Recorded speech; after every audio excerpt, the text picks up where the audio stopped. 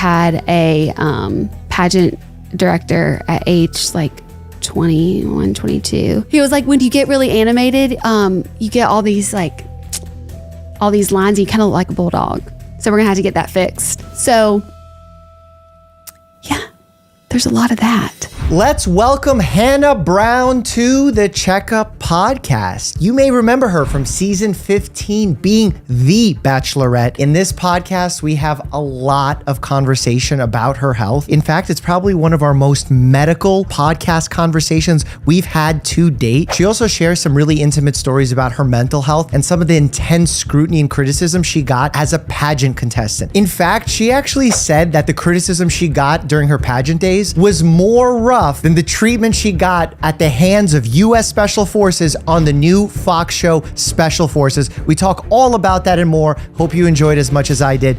Let's get started with the Checkup podcast. I know you're gonna hate me right now, but Sam? Yes. Not Sam. Oh my gosh, Sarah. Yes.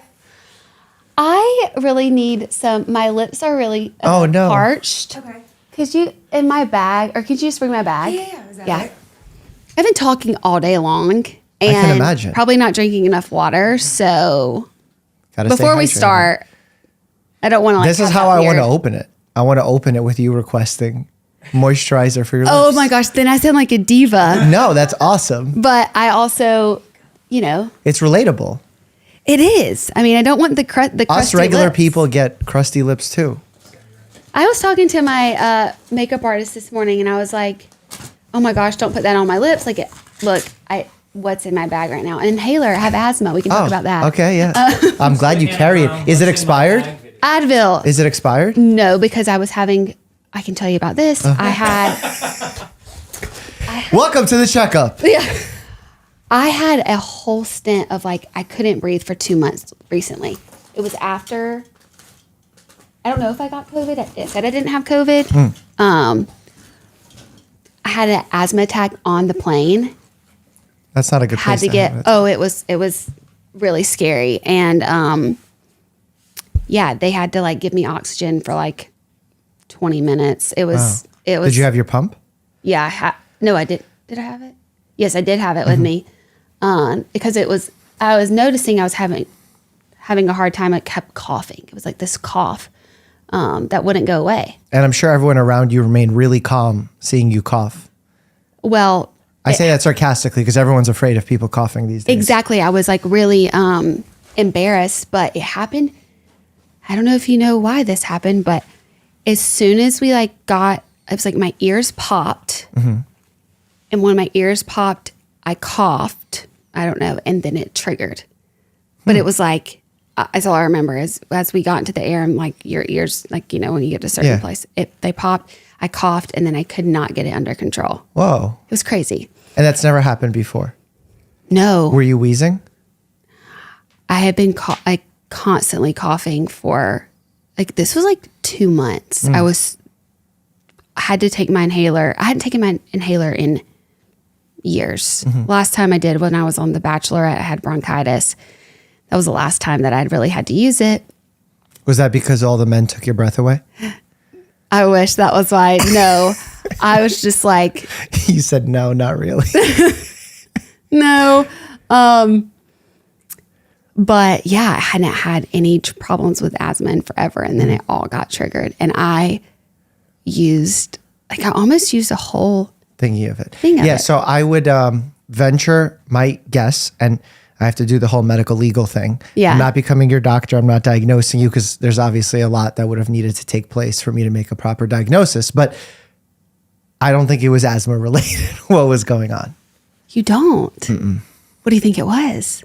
I don't the presentation and picture you paint is not an asthma attack picture. Just coughing? Because it was just a cough. Well, the symptom was coughing. I'm thinking about what the trigger or starting point was. What's the cause of the cough? So I'm thinking past the cough. Well, the cough didn't start on the airplane. That was ongoing for, like I said, two months, basically. Yeah, that doesn't make sense for me from an asthmatic picture. Something else was going on. Either Like, do you, again, I don't want to start diagnosing you on camera, but do you ever have issues with acid reflux? Okay. You can probably tell me. Yes. Wait, why? Okay, this is something so weird. Actually, this can sound, I don't want it to sound, but I'm already saying it. Just say it. It's beautiful. I can't swallow. Okay, finish the sentence now. That's what I said. I was like, it's going to sound weird. So when I like take a sip of water. Okay. There's a delay? I always, yeah. And then I watched your assumptions video and you do some kind of unique throat movement thing. Yeah. Yeah, what is that? Well, when my ear, my ears always feel like there's like water or something in them and like pressure. So when that starts to get like really out of control, it's like the only way I can like itch it. And so I just like. With your finger? I'll just like open it up and just go. What's the additional sound do? Like, are you scratching it with here? No, I feel like I'm like. Vibrating it. Yes. So I feel like you have a very unified airway, more so than most. What is that? So just like, have you heard of the eustachian tube? Okay, so there's a tube that connects your sinuses to your ear that acts as a pressure release valve. But that's the thing that pops when you're on an airplane going up and down. Because it's trying to equalize the pressure. When it opens, it pops, and all of a sudden you have equalization. If not, your ear hurts a lot when going up and down, or your sinuses hurt real bad. So if for whatever reason that eustachian tube is inflamed, allergies, viral infection, bacterial infection, anatomical issue, that tube gets closed, there's no good pressure equalization, you start either getting sinus pressure or ear congestion. And a lot of people have this eustachian tube dysfunction, and it's because of something that's underlying, that's being undertreated. So like the treatment needs to go not at the eustachian tube, but whatever's causing the eustachian tube to be inflamed. Okay, what are some things that? Well, like I just said, the allergies is one, viral infection, bacterial infection, or post-viral inflammation. That happens on a lot, especially post-COVID. You start seeing a lot of like strong inflammatory response, even though the virus is gone. And that takes a little bit of time to clear. You know, my brother has really bad allergies, acid reflux, but I never really got tested for allergies when I was younger. But what about symptomatically? Like, do you get itchy, watery eyes, sneezy, hives? Okay. Do you have eczema? Yes. Okay. Sorry. This is great. Okay. This is my mystery thing. Okay. Oh, there's so many things that are interesting. My legs break out or like get these red spots. Okay. If it's like really cold outside or if I go on a run. And I know people like, when the circulation's going, but mine's like different. It like itches like internally, not like my skin, like inside it itches so bad to like the point, like I'm like pretty tough, but like to the point, like I can't run anymore. Like it hurts so bad. Sometimes just going on a walk, and you'll see it. Like I have like kind of like these weird, like red spots all over my legs. And I don't know what it is. And then it'll slowly go away. As you warm up. As I warm back up. I do have Raynaud's. Could that be it? Yeah. So basically your body is having some sort of overreaction to the cold. Because normally what your body's supposed to do is it's supposed to shut off the blood vessels that bring blood flow to the like your extremities, to your fingers, to your skin, because that's like an easy way for your body to lose heat. So in order to prevent that heat loss, it redirects the blood to go to the internal organs by closing off those blood vessels. If it overreacts to the cold, which is what happens in Raynaud's, it like makes things turn blue, different colors. Like people frequently had that in their hands when going outside. When I was on The Bachelor, Bachelorette, I had so many people like constantly concerned about my hands because they would see that they were like purple at some points because we were in a lot of cold places. And it would be like my hand would be like by my face and it's like this drastic different color. They're like, I had so many like nurses like messaging me like, hey, I think like you have Raynaud's, you should like get that checked out. But I didn't know that the like the itchiness like internal was. It could be related to that, but then the allergic component could be that as well. And the reason I mentioned eczema, allergies, and asthma is because that's a triangle thing of a triad that happens in people who have all three. That you're more likely to fall into that triad if you have one of those. Okay. Yeah. I mean, we could talk about this all. Like, I also have like poor circulation, so I didn't know that maybe that was part of it. And I just went to the doctor this past like 2 years ago. Like, my body like just shut down on me. I remember I was like trying to walk upstairs and like my legs wouldn't work. It was wild. That's really scary. It was really scary. My neighbor at the time, like she was right there and she was like, let me take you to the emergency room. Like, I'm like, I don't know what's going on. Like, I just like could not feel my legs. And I was having really bad ankle problems. Like, it was hurting pretty bad and was seeing somebody for that.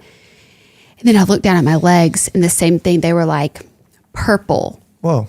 And like weird spots. And so I took a picture of them and like you could like just was not getting good circulation. And I went to the emergent care and they were like, I think you just have anxiety. And I was like, well, I do. But I took a picture and I sent it to my physical therapist and was like, no, like you definitely like there's something going on. And just my like calf was like so tight that like I don't know. Like it had cut off like the blood supply. Like it had gotten, that's what he thinks. And anyway, I had to like, it finally got better, but yeah, it was so weird. So that was like the first thing. And maybe it's anxiety manifesting in my body. Sorry, I'm like, these are all this is interesting. The diagnoses I've given myself or other people have thought. And then I really was struggling with my mental health as well. But it was like, my body was just like, kind of like my arms and legs would like tingle really bad. Like and then they go like numb randomly. And then we've got a lot of like women stuff that's going on too. Sure. Sounds like it's a lot. It's a lot. And it's like frustrating because I feel like everything's kind of, there has to be something. One of the things is controlling all the other things, I feel like. Do you have a good primary care doctor? No. That would help a lot. I don't have a primary care doctor and I haven't for like this whole time things were going on. But I'm moving to Nashville next month and that is like number one on my list. Okay. I like it. I've gotten all these specialists because all this happened like really during COVID, and the way that I got to the first doctor, it was just like, the first doctor was like, oh, you just need to get your nose done. You can't breathe properly. Which I do have a deviated septum, but I don't know if that's like causing everything. I don't know. Maybe you can tell me. I think you're right to question the diagnosis. Yeah.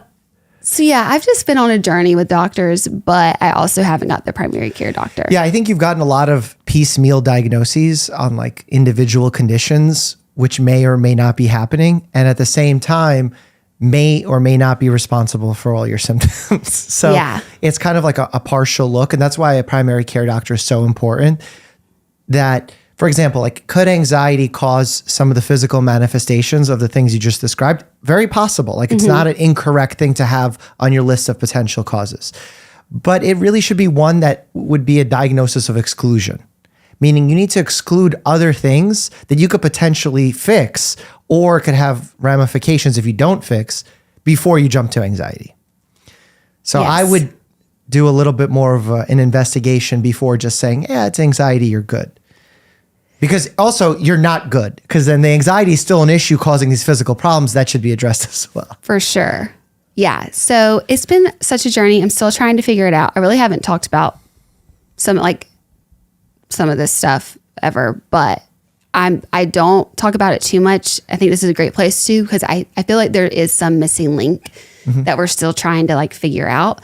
But I have been feeling a little bit better. I mean, that was a really hard time for a while. Well, it sounded like you had a lot going on, not just from a physical perspective, but also mental health as well. Yes. But I've always been pretty active in not being able to like work out the way that I did. That also was really hard. But now, like, obviously I did this show, and that really showed me, I think that the show was so important for me for like my mental and physical health. Yeah, let's set up the show for people. So Tell me how you became a special forces superhero. I have no idea. So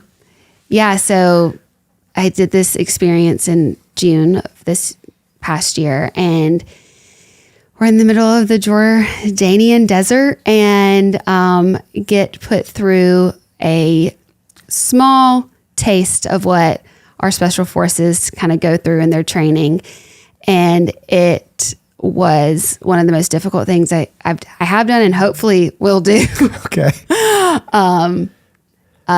Both physically and mentally. And when I got the call for it, I was a little, very apprehensive of doing it, just because my team kind of knew I was like struggling and physically and healing mentally for sure. I was on the journey of that, but the physical stuff was still trying to like figure out, and had just gotten back into working out. So I was just like, oh, I'm a little nervous about doing this, but I talked to my therapist, my psychiatrist, my trainer, and they're like, no, I think you can do this. Like, I think this will actually be good for you.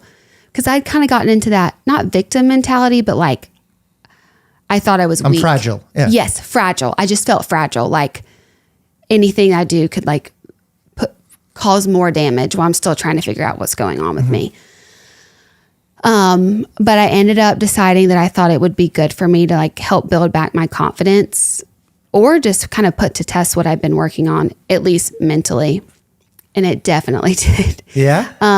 It was actually like such a great experience for me. And it kind of got me out of that mindset that like, I can't do anything. Like I'll get hurt or start feeling worse when you're put in those type of situations. What did you feel happen after those situations where you had to test yourself?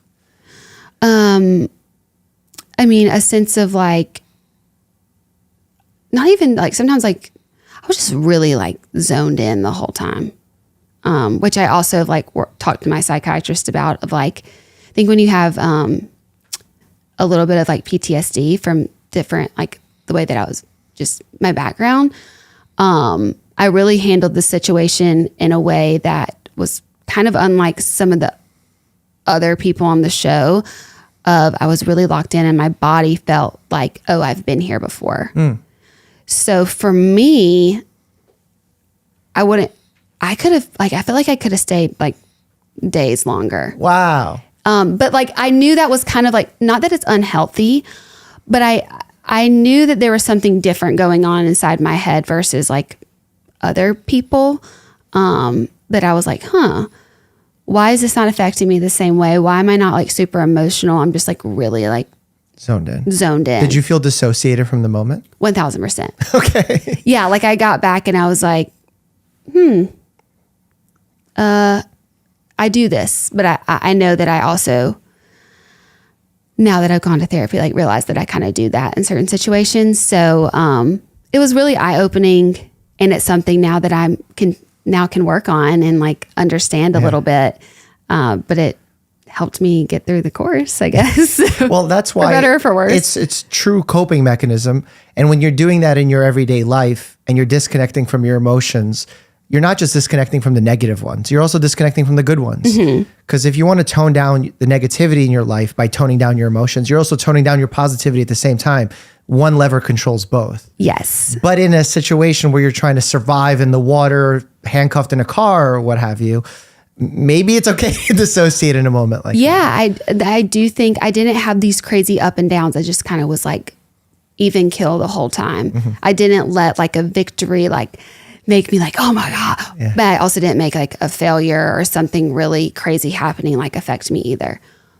So it worked for this. Now, in regular life, it's something that from that experience, it opened my eyes up to, do I do this in other situations? That's great. And it's great. I've now started like EMDR therapy, and I think that's been a good tool for me right now. I say tool weird because I say like I don't know. Sorry. You said it normally. Okay. Sometimes I think it's like Southern the way I say it, but Maybe. Yeah. So I've been doing that, and it's kind of helped me with like learning how to connect with my body and emotions and stuff. Mm-hmm.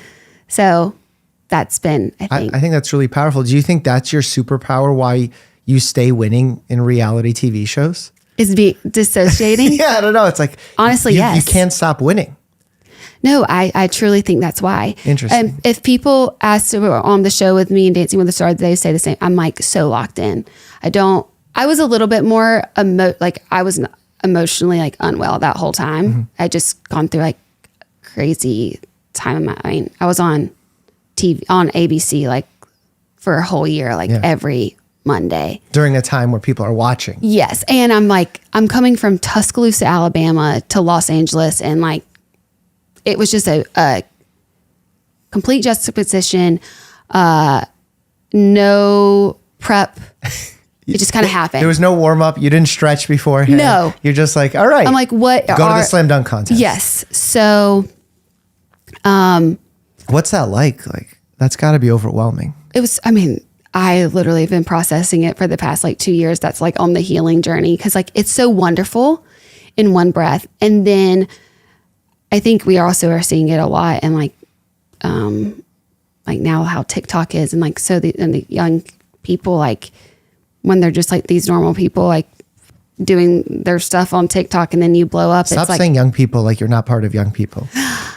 I know, but I feel like I've grown up in the past 4 years. Like at 24, I'm like, oh, baby Hannah, like or 23 when I did all this stuff, and now I'm like, oh gosh, now we actually know what's happening a little. Okay. And you'll say the same thing in 4 years. For sure. Right? Okay, for sure. But it's just a lot to handle. And I didn't know anybody that could really like help me during that time. And then you like take a step back and you're like, whoa, what just happened? So yeah, it was really tough. Who was your person during that time? Well, because I dissociate and isolate, no one.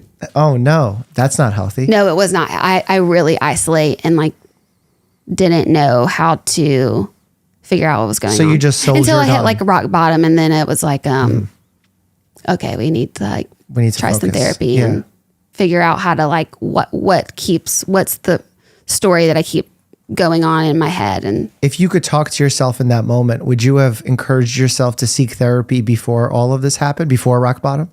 1000%. Why? Because I think that was a lot that I was going through. Like, I feel like, you see I'm not even that, it's not that long ago, but like your younger self, and you're like, dang, like you kind of grieve for the moments where you don't reach out, or the moments that you don't have somebody to really confide in and understand. And so, or just kind of give you that place, just be like a safe place that really has no skin in the game at all, and just is just listening. Voice. Yeah, objective voice. Yeah, I totally wish I would have done that. And definitely needed it. Even before. That's why I made great TV.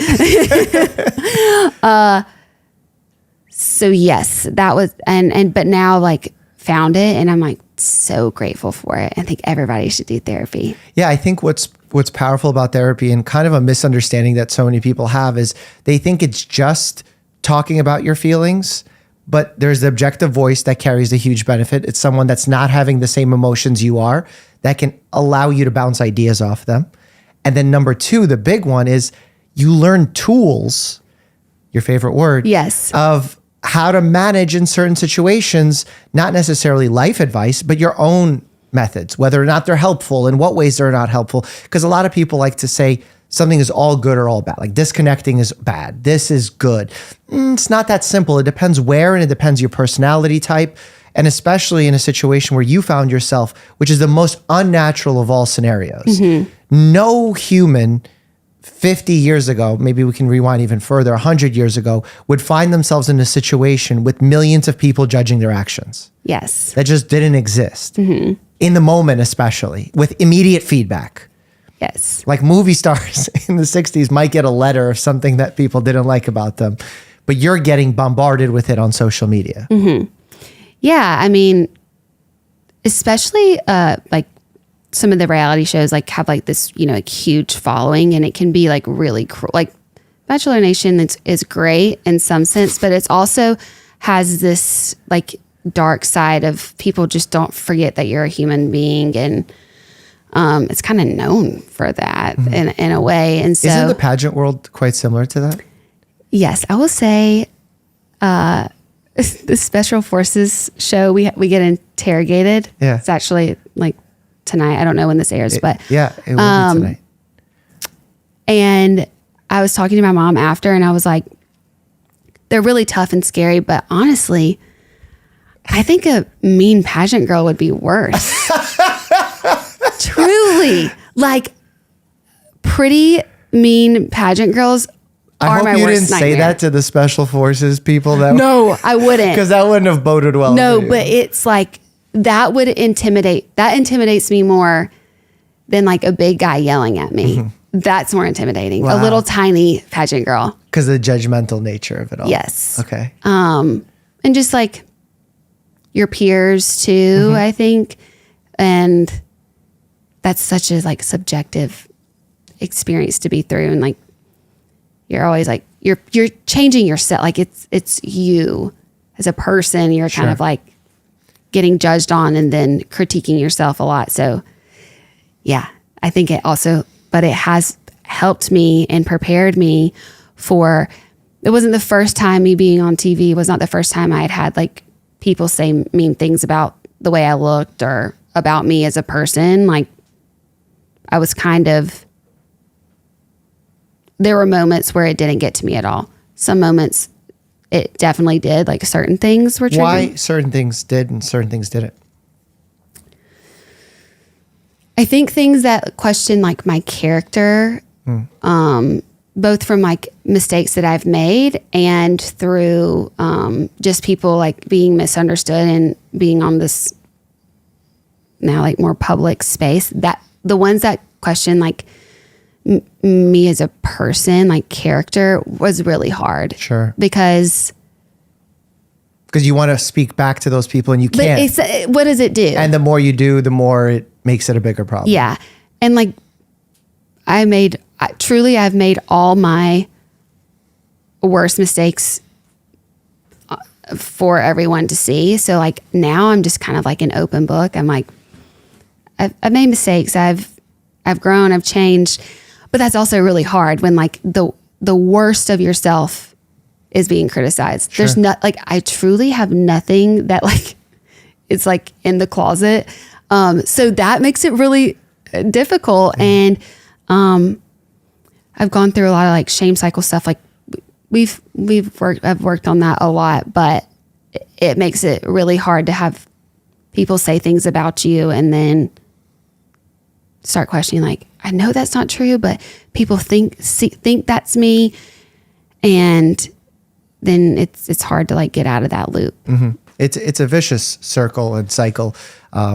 Being in social media, I see it happening to myself, to my friends that are in the space. I've dated people in the pageant world, and I've seen the toxicity that comes with it. Like, I didn't know because I was a doctor at the time and not really big on social media. And I would see it and I would just be mind blown that this is happening behind the scenes. Whereas for the general public, you just feel like, oh, it's like flowery and beautiful. But it's nothing at all like that when you're on the inside. Oh my gosh. It's the most scandalous thing I've ever experienced. I mean, there's some great things, I think. I don't think it's all bad or good. Sure.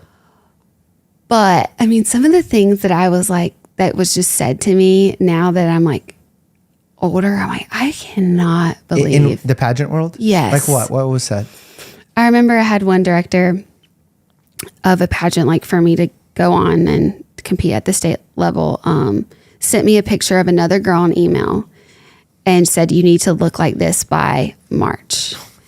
And I was already doing like everything. I've always like had struggle with, like, I've never been like overweight, but losing weight has always been like a real challenge for me, to where like I'll eat nothing and it's still like, how did you gain another pound? Like it doesn't make sense. But I'm learning, I'm trying to figure that now. Sure. And that was just really hard because I would be like, I'm trying so hard. And then having somebody like still like critique, or I remember this like old man that was in the pageant scene would be like, yeah, you still need to work on that butt in the back of your thighs. Like, I'm like just having a regular conversation and then they're like hard, or yeah, like you're so pretty, but if you just lose like 15 pounds, like you definitely, like you have this. And it's like, geez. So those things are really hard. And then of course, like, honestly, mostly it's just about your looks. I had one guy tell me, which I ended up, I don't really talk about this. I don't know why I'm telling everything. I have gotten like Botox in my forehead before, but it's because I had a pageant director at age like 21, 22 tell me that my face looked like a bulldog when I talked. So I needed to get that And I'm fixed. sorry I'm laughing. But it's kind of funny. I'm laughing at the ridiculousness of the statement. He was like when you get really animated, you get all these lines, you kind of look like a bulldog. So we're going to have to get that fixed. And you're like, oh my God, actually I kind of do. And yeah, like, so yeah, there's a lot of that. Well, anyone, I think, in their right mind would see the traumatizing nature of that. Not only are you saying that to someone who's younger, so they're more likely to be traumatized by it, but then you're also telling it to someone who's seeking approval and trying to open themselves up and be vulnerable. And in their most vulnerable time, you're saying those things. Yeah. And you're supposed to be the trusted person that you're supposed to come to for advice. Yeah. So it's like the worst of all worlds.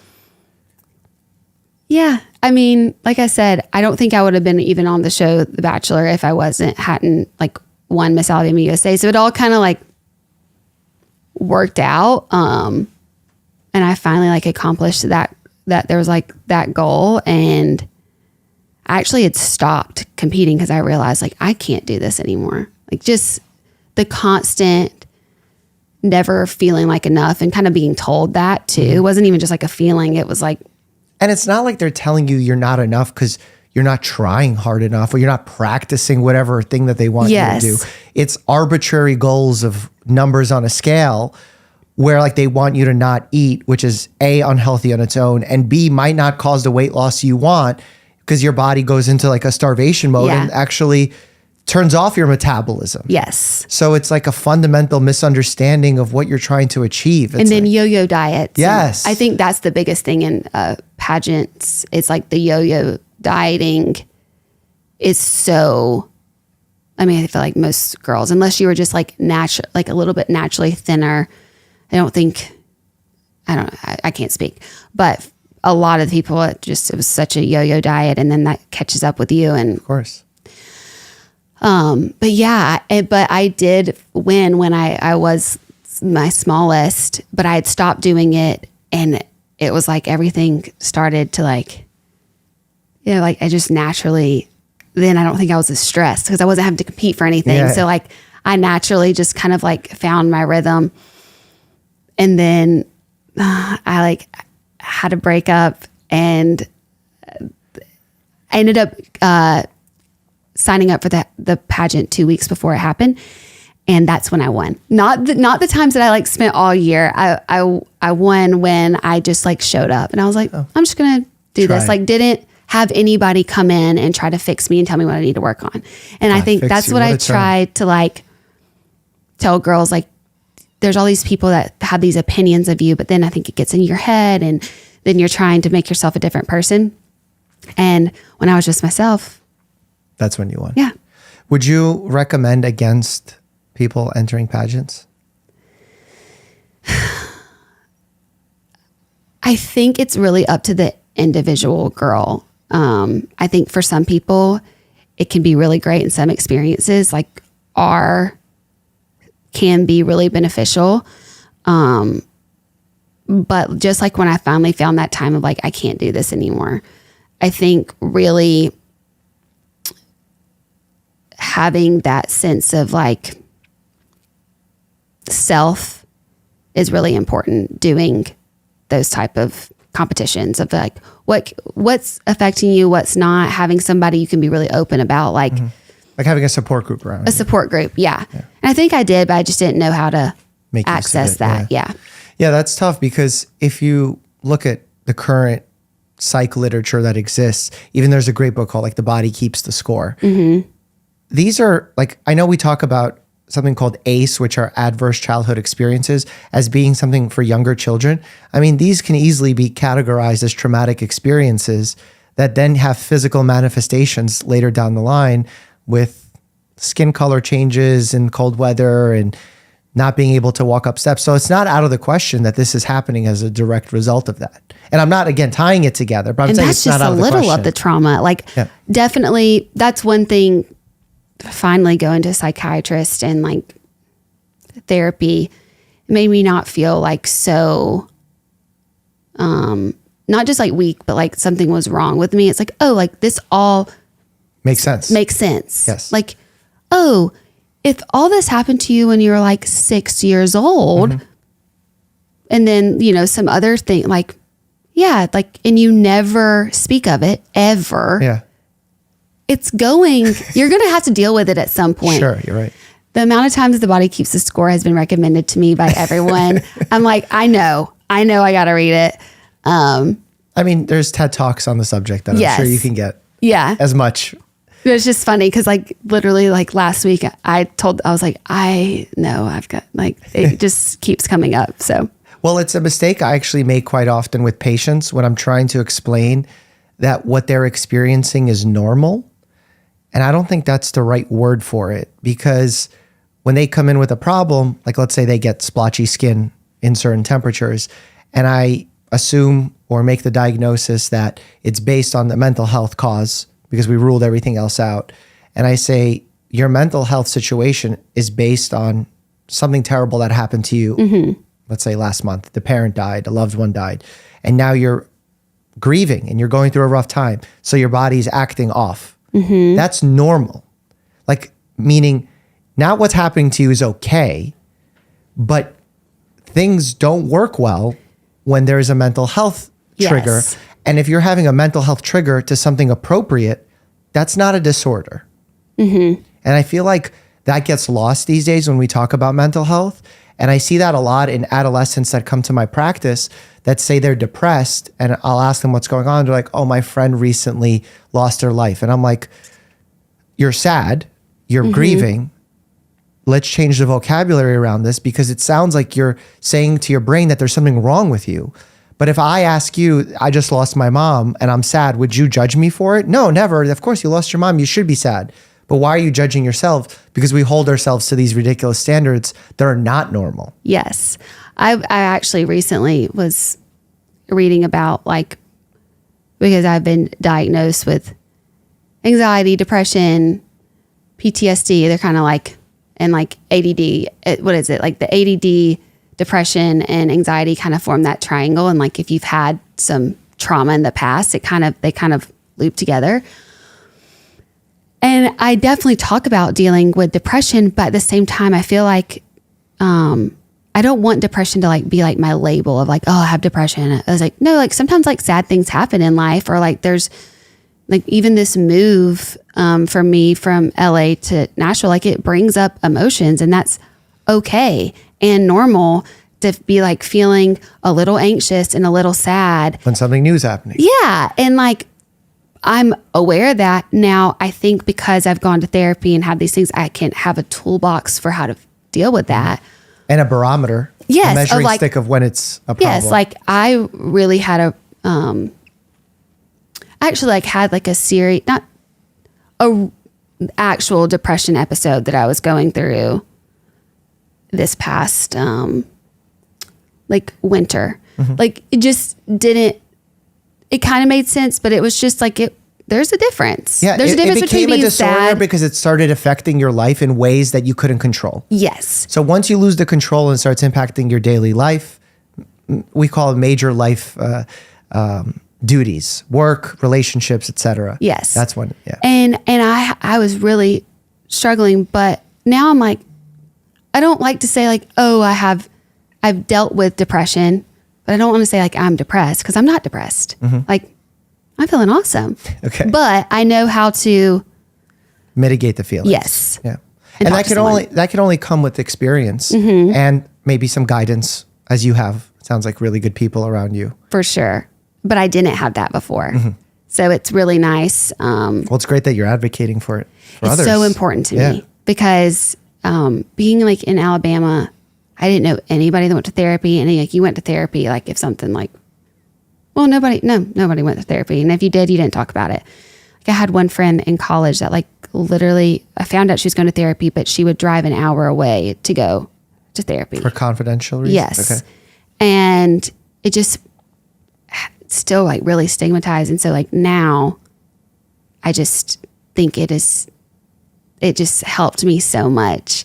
And I don't want it to have this stigma that you have. And also that to go to therapy, like you don't have to be going through something. Like I have a great relationship with my boyfriend. We still go to couples therapy to just like, it was important to me because I had my own issues with the relationships that like, I thought we needed to have somebody like talk with us, but they're always like, y'all are awesome. Like they're like, you're our easiest like couple to deal with or to listen to. Like y'all are so great. You know how to communicate, but it's also, we like love it. Well, it's a preventive thing. Yes. You're going to get ahead of problems. Yes. And I think that's also important. And it's great that you found a partner who's capable and wants to do that. I see a lot of people who are resistant to doing that, maybe from the stigma, maybe from the preconceived notions of what's going to happen. That's why a lot of like the intro to conversation to therapy, I try and do in my office of just explaining what to expect, what cognitive behavioral therapy is, explaining the basics of how we can't really control our feelings, but we can control our thoughts, and then thoughts can lead to feelings changing. That conversation alone really gives people a layer of control. And ultimately, I think that's what people want. Yeah.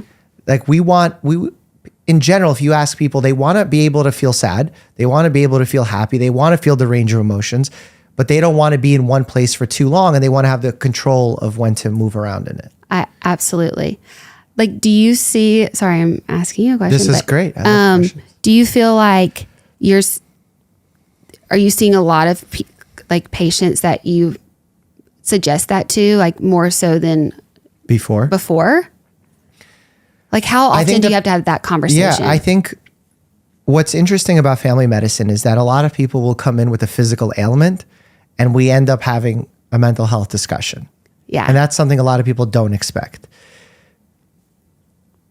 That's always happened. But I think specifically over the last 3 years, there's been a huge, huge spike in loneliness, disconnect.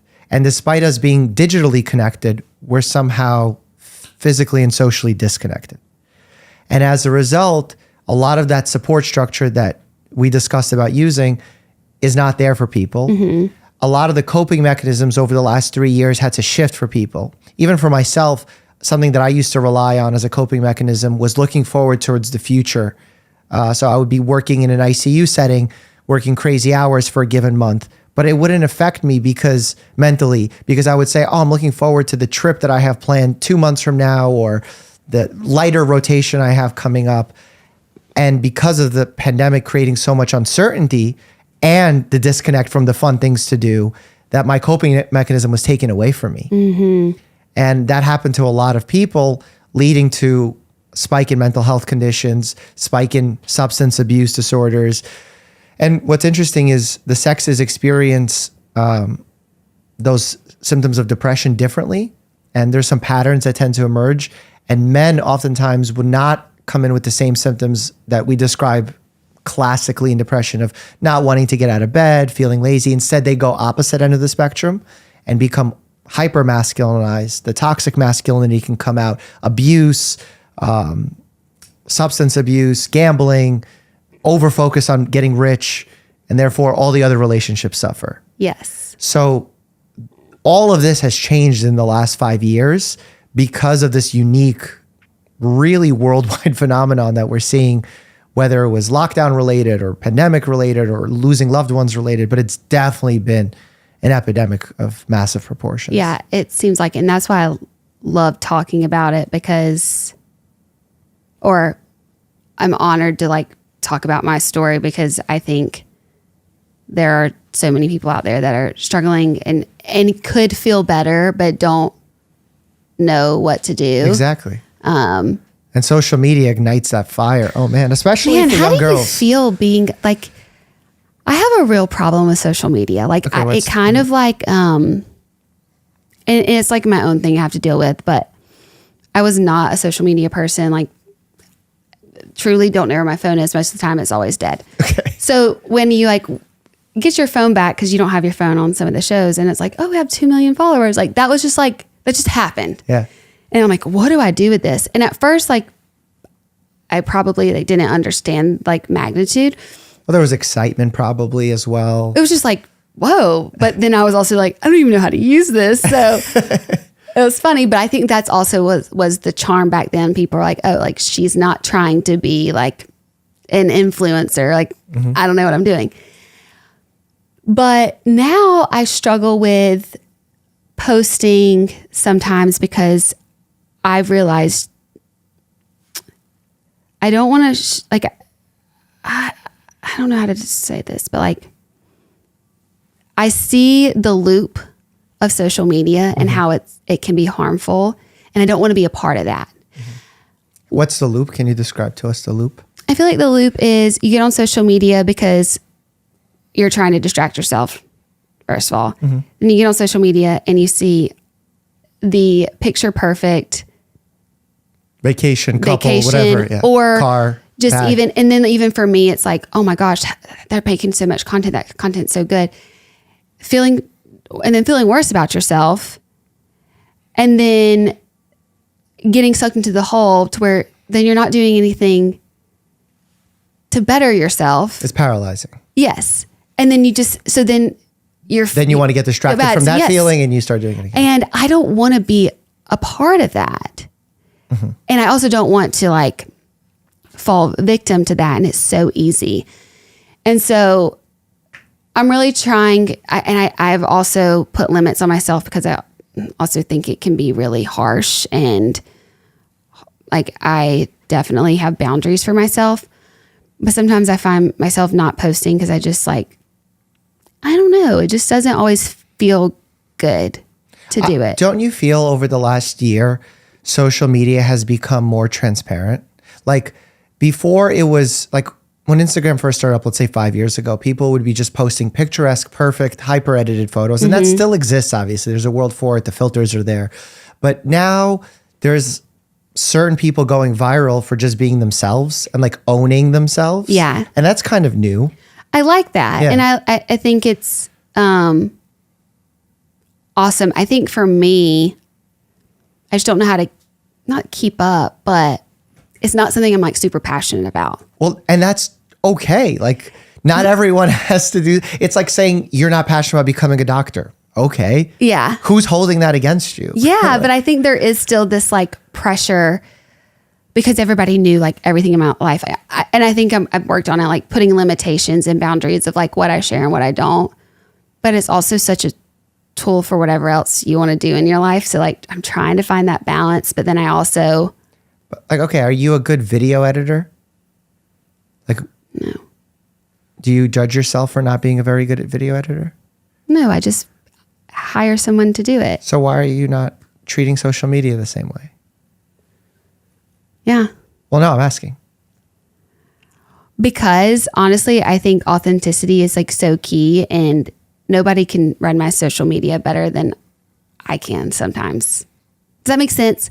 I think if I had somebody that like helped me a little bit, but I could still, that I had a good rapport with and I could be myself, I need to find that. Sure. That can help with like, video editing will take me all day and it sucks the joy out of it. Like I can make a really good video and be like, okay, this will be funny. Yeah.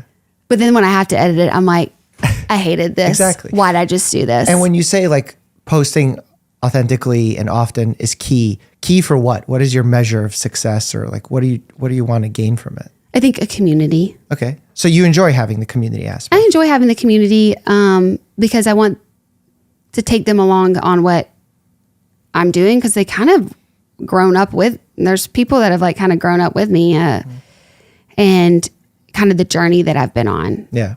Because I started out in reality TV and in a like dating, trying to get married or whatever. And like that obviously was not what's happened. And now I'm like in the first healthy relationship I've ever been in. And I think that that's really cool for people to see my journey and like even just relationships, mental health, body image, so many things. And I want to be able to continue to do that. So I think social media is a great place to do that. But I also struggle with it. Yeah, a good potential strategy here is just to, in trying to accomplish what you want, all those goals, the solution might be to forget about that when you post and just post whatever without any concern of how it lands. Yeah.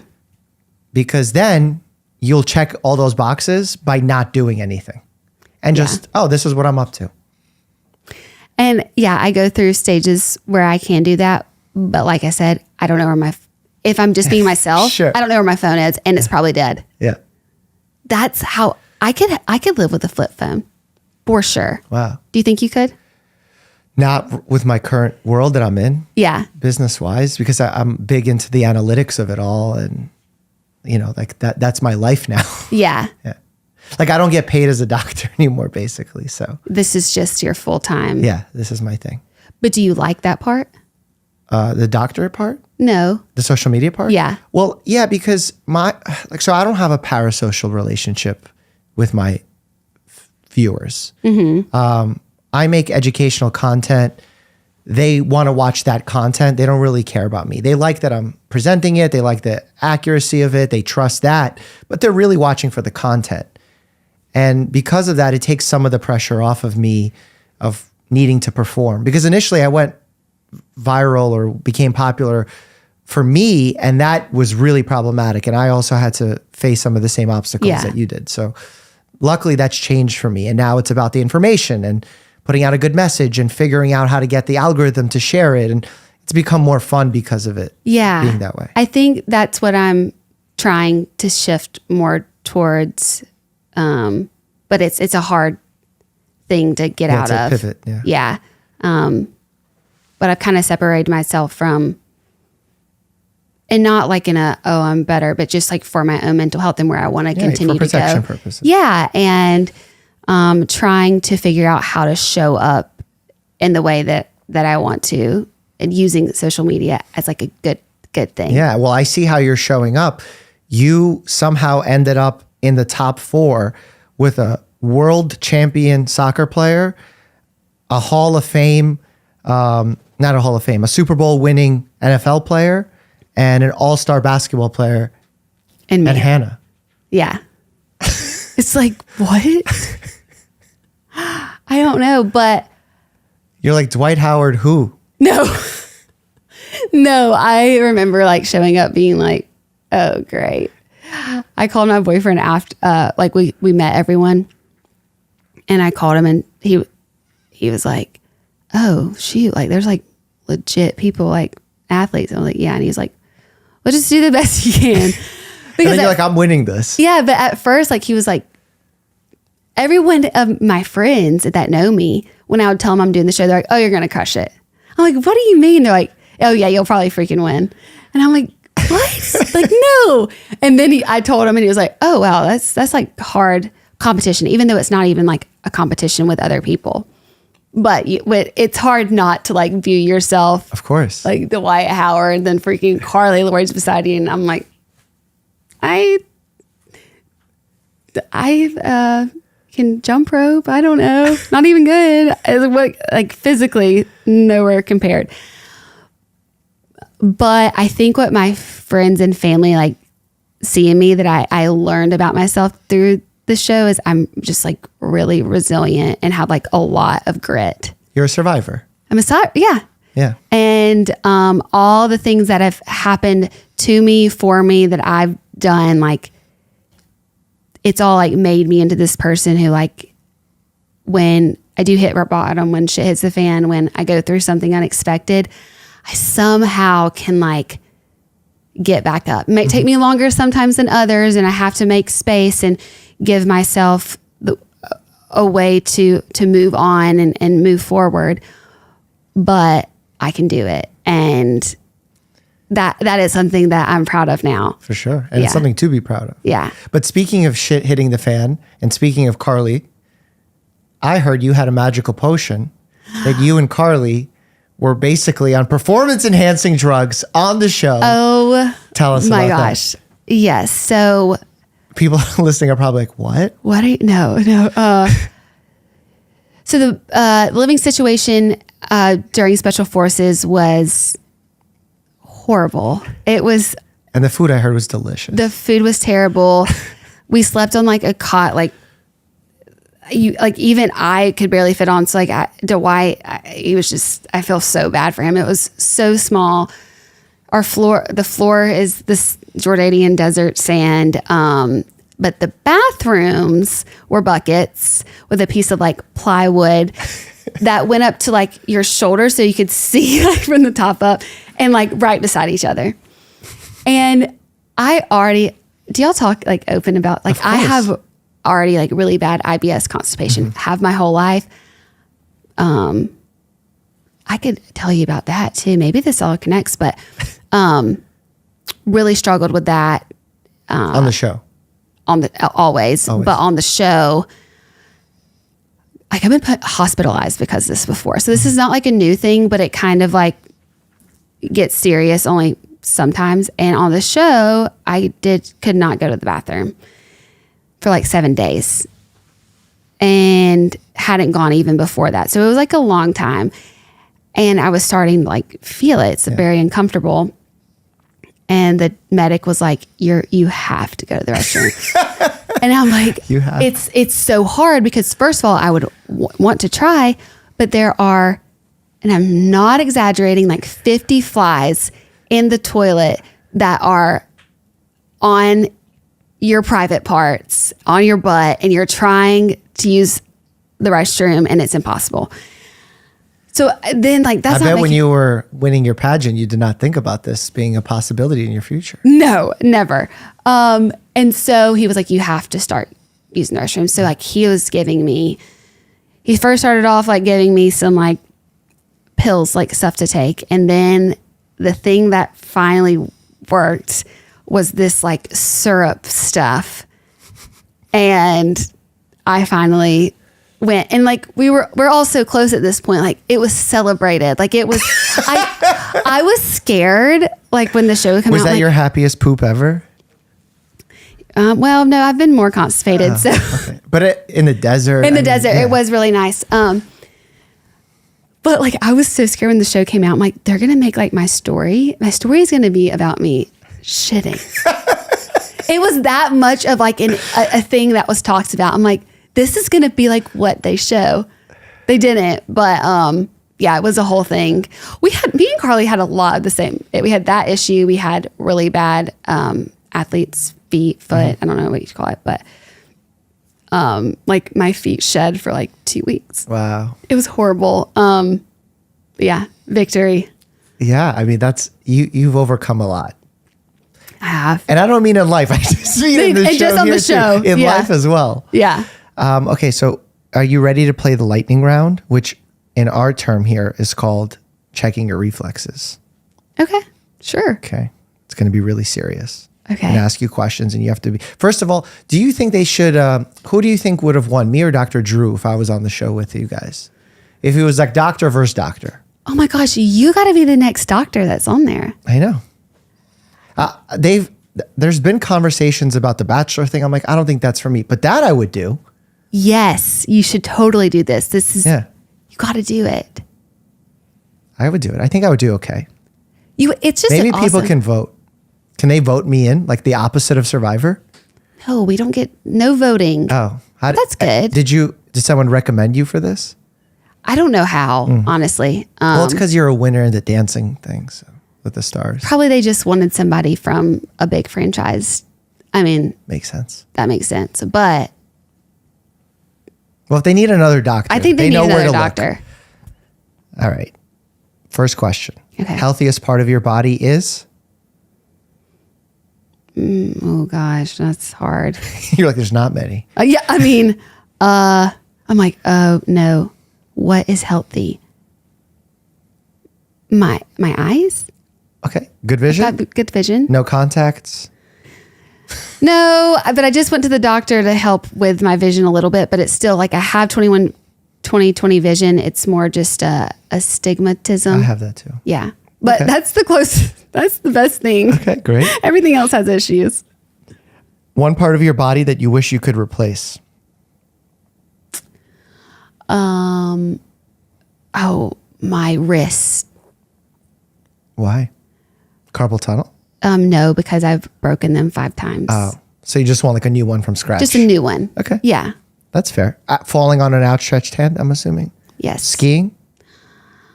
No, when I was little, I went to the circus and then tried to be an acrobat, and it's a whole thing. That'll do it. Yeah. What's one thing that raised your blood pressure this week? I think maybe we almost didn't get the house that we wanted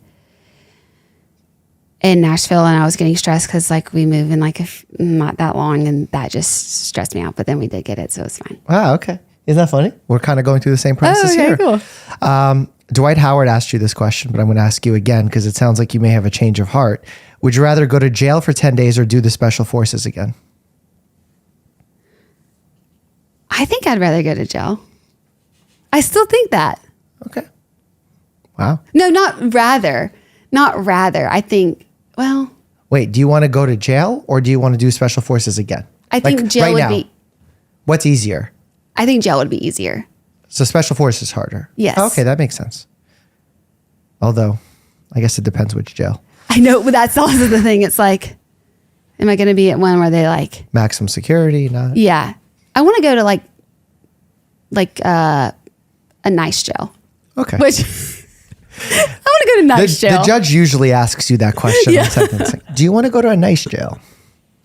Have you ever almost died? Yes. You want to tell us how?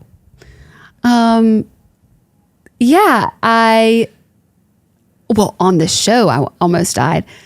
But I had I could have died. I had a tumor on my pancreas when I was young. As a child, right? Yes. Mm-hmm. And so, I mean, that was really scary.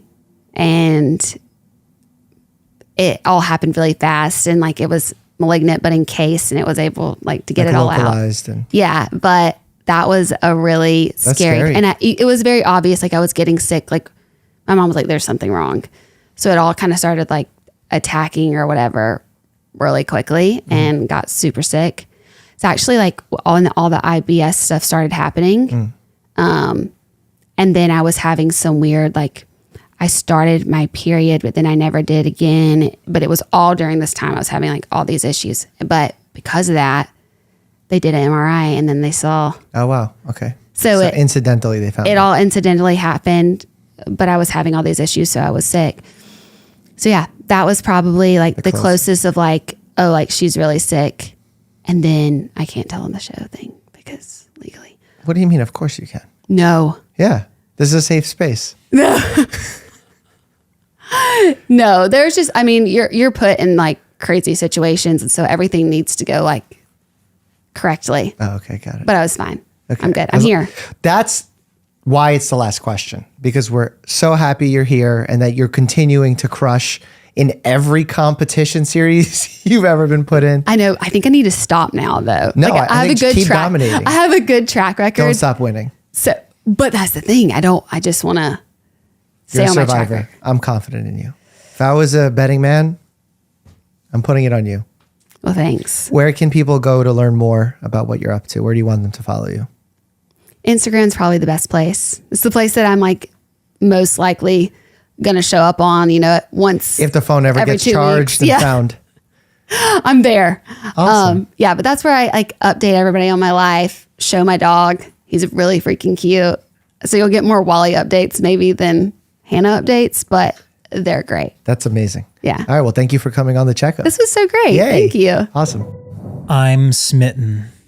You are? Are you as smitten as I am? I don't know what the word smitten means. Just like, oh, she's a radiant, the positive gorgeous Southern energy is palpable. So we needed that because we've been working a lot. Getting punched in the face in boxing, you need some positive energy. Yeah, being from California and then Chicago and now New York, I haven't encountered many like Southern people. Yeah, they carry a different They do. vibe. And you know what's interesting I noticed about Hannah is when she would speak about really dark moments, she smiled a lot. And that could be like two things. It could be one, her using that as kind of not wanting to feel the negative emotions. But at the same time, it could be that she's making so much progress that she's like laughing at how evil these people were and how ridiculous it was. So I'm really hoping it's the latter. She has a smile so magnificent, you make her the Bachelorette. Like that's how how big and beautiful her smile was. Makes sense. And why she's winning every reality TV show. I still don't think we've uncovered it. Like it is statistically unusual how successful she has been on reality television, not just from a casting perspective, but from a victory I perspective. should box her. She'd probably find a way. She'd disassociate and she'd get in there. I dissociated too against Chris Avila. It didn't work out well. She'd eat punches like iDubbbz and then outlast you. And how weird is it that she's buying a house? I'm trying to buy a house. Yeah, it's kind of scary to talk about, but maybe New York City is not going to be my technical forever home. This is, depending on when you're hearing this, might be breaking news. Yeah. Dr.Mike leaving the Big Apple? Is this true? Not far, 30 minutes away, but a big yard for Bear to roam, more studio space for us to film, and close enough to the city where we can still do stuff and have a space for the podcast in the city as well. So I'm trying to make it all happen, but as you know, lots of steps. Making an offer was accepted, an inspection, septic system, well testing, house roof testing, leak testing, pool testing. That's right, there's a pool. Pool videos? Pool, sauna benefits. Swimming, how I swim with my Newfoundland bear. Oh, Bear swims. But yeah, it's going to be good times if it does happen. Keep you guys abreast. Sam, hit me with the medical question. I have a medical question for you. I need the username because these usernames have been on point. This is another one. This is a question from Sand King. Okay. Does he have a sandy crown? I can't answer that. But what I do know is that Sand King wants to know whether or not he or she should be worried about microplastics. They're hearing a lot of stuff in the news about microplastics. He wants to know, should I keep food in plastic bags and plastic containers? Is this something that people need to worry about? Honestly, I have no idea. But there are a few things that are good to have as best practices. Number one, not reusing.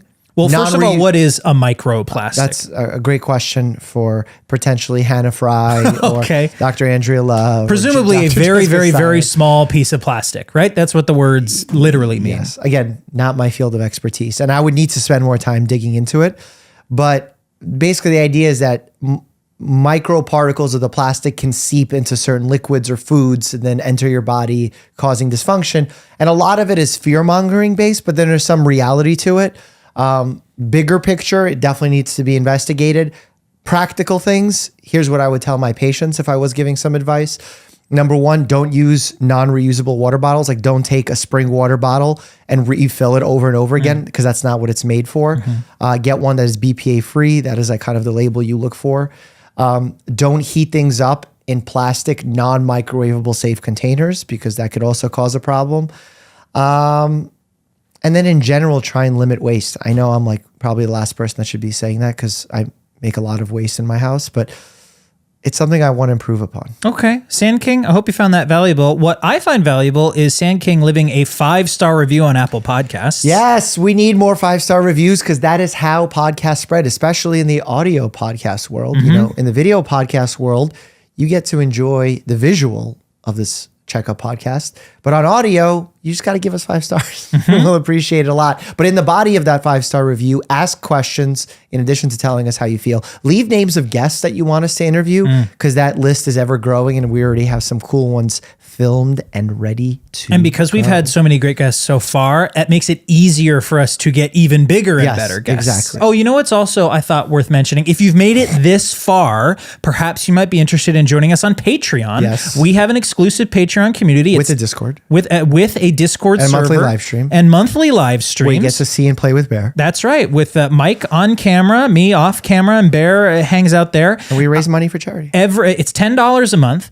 and 100% of the proceeds get donated to a charity of your choice. So every month I go through the Discord server where we have a charity section and people nominate charities. We whittle those charities down and everyone gets to vote. And then we always donate that money. We've donated a little over $150,000 over the years now. Be a part of it. So if you made it this far and you're enjoying the conversation, maybe you'd enjoy hanging out Get some with us cool there. merch like I have here that I have on. I have the chest compression shirt. Sam has the organ shirt. I do. That's it. Take a look. And I actually just gave Hannah Brown her own chest compression shirt. So that's Yes, exciting. and if you're a part of the Patreon, you get early access to merch drops. That's one of the perks. Yeah, We've and also 10% off. and discounts, depending on what promo we've got going on. So lots of perks in there. So hopefully we'll be seeing you in the Patreon. Exactly. And if you do join the Patreon, or if you don't join the Patreon, check out this video of the worst skincare mistakes that my patients make. Definitely worth watching. And as always, stay happy and healthy. Thanks for listening and watching the Checkup Podcast. Bye.